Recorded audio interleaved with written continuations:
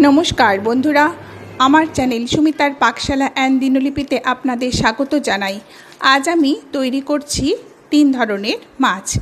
প্রথমে করছি সর্ষে ইলিশ, তারপর চিংড়ি মাছের মালাইকারি আর পমফ্রেট মাছের ঝাল। প্রথমে তৈরি করছি সর্ষে ইলিশ। এবার হচ্ছে যে ইলিশগুলোকে গোটা গোটাই রেখেছি, কলকাতা আলাদা করিনি। আর ইলিশ মাছের মধ্যে একটু ডিম আছে, সবাই বলে ইলিশ মাছের মধ্যে একটু ডিম হলে খেতে বেশি খুব ভালো টেস্ট হয়। আর এবার একটা মিক্সার গ্রাইন্ডারের জারের মধ্যে সর্ষে, পোস্ত, কাঁচা লঙ্কা আর নুন দিয়ে একটু জল দিয়ে পেস্ট তৈরি করে নিলাম।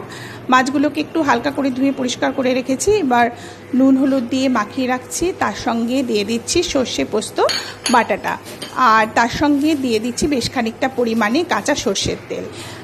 সর্ষের তেল দিয়ে মেখে নিলে টেস্টটা খুব ভালো আসে। আর তার সঙ্গে দিয়ে দিচ্ছি নারকোল বাটা দিয়ে ভালো করে সমস্ত কিছু দিয়ে মেখে রেখে দেবো মিনিট 15। এবার মিনিট 15 পর কড়াতে সর্ষের তেল গরম করে কালো জিরে কাঁচা লঙ্কা ফোড়ন দিয়ে সুন্দর করে মাছগুলোকে সাজিয়ে দেবো।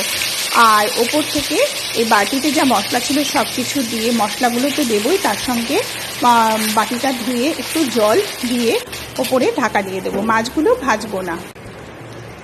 কড়ার মধ্যে জল দিয়ে দিলাম, দিয়ে এবার ওপর থেকে ঢাকা দিয়ে একেবারে সিম আঁচে হতে দেবো মিনিট 15 পর আমার সর্ষে ইলিশ তৈরি হয়ে যাবে। এই যে আমার সর্ষে ইলিশ তৈরি হয়ে গেছে।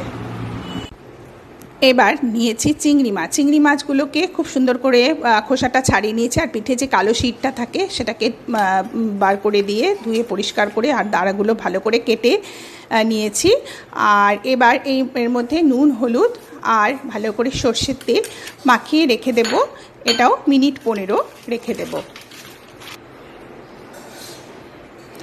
এটা হচ্ছে টাইগার বাগদা, এটা টেস্ট অনেক বেশি হয়।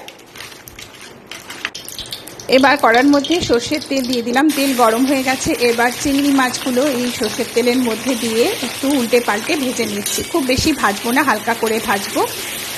আমার রেসিপিটা যদি ভালো লাগে তাহলে আপনারা লাইক দেবেন, শেয়ার করবেন, কমেন্ট করবেন, আর আমার চ্যানেলটিকে সাবস্ক্রাইব করে দেবেন, আর পাশে থাকা বেল আইকনটা প্রেস করে দেবেন। চিংড়ি মাছগুলো ভাজা হয়ে গেল, এবার তুলে নিচ্ছি। মাছ ভাজা তেলের মধ্যে ফোড়ন হিসাবে দিয়ে দিলাম শুকনো লঙ্কা, তেজপাতা আর গোটা গরম মশলা। এবার পেঁয়াজ কুচি দিয়ে দিলাম, দিয়ে একটু ভাজা ভাজা করে নিলাম। এবার একটা মিক্সার গ্রাইন্ডারে মশলা বেটে নিয়েছিলাম, পেঁয়াজ, রসুন, আদা আর কাঁচা লঙ্কা দিয়ে একটু ভালো করে নাড়াচাড়া করে কষা কষা করে নিলাম।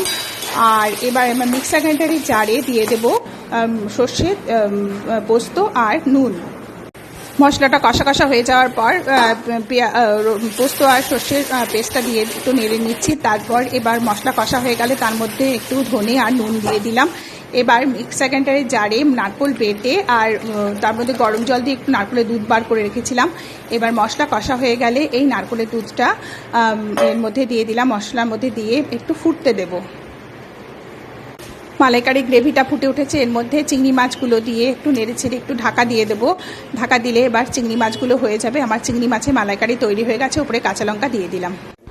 পমফ্রেট মাছের ঝাল তৈরি করব, এই জন্য এখানে একটু বড় সাইজেরই পমফ্রেট নিয়েছি। পমফ্রেটগুলোকে গোটাই রাখবো, এই জন্য পেটের মধ্যে দিয়ে একটু চিড়ে দিয়েছি। চিড়ে দিলে মশলাটা খুব ভালো করে ভেতরে ঢোকে।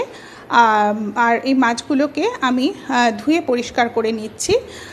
আর হচ্ছে আগে আমি পমফ্রেট মাছের ঝাল তৈরি করেছিলাম, এর মধ্যে নুন হলুদ আর গোলমরিচ গুঁড়ো দিয়ে পমফ্রেট মাছগুলোকে সুন্দর করে মেখে নিচ্ছি। মেখে রেখে দেব মিনিট 15। কড়ার মধ্যে সর্ষের তেল গরম করে নিয়েছি, দিয়ে এবার পমফ্রেট মাছগুলোকে ভেজে নেব। একটা একটা করে মাছগুলো ভাজবো যাতে ভেঙে না যায়। আর বড় কড়াইটা নিয়ে নিয়েছি, উল্টে পাল্টে মাছগুলোকে ভেজে নিচ্ছি। খুব সুন্দর করে একটু লাল লাল করে ভেজে নিলাম মাছগুলো। এই যে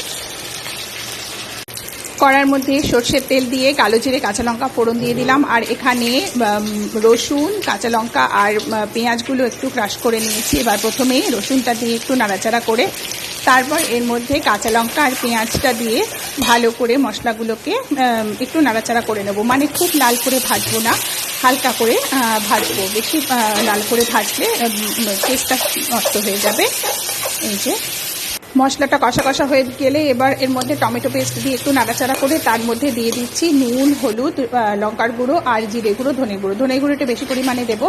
আর একটু নাড়াচাড়া করতে গিয়ে একটু শুকনো শুকনো ভাব হয়ে এসছে। এবার এর মধ্যে একটু জল দিয়ে দেবো। জল দিয়ে মশলাটা ভালো করে কষে তারপর ওপর থেকে জল ঢেলে দেবো, দিয়ে গ্রেভিটা একটু ফুটতে দেবো। ফোটার পর মাছগুলো দিয়ে ওপর থেকে একটু ঢাকা দিয়ে দেবো। মাছগুলো হতে দেবো, মিনিট 5 মতো ঢাকা দিয়ে রাখলেই হবে। এবার একটু ঘন ঘন হয়ে গেলে আমার মাছের ঝাল তৈরি হয়ে যাবে।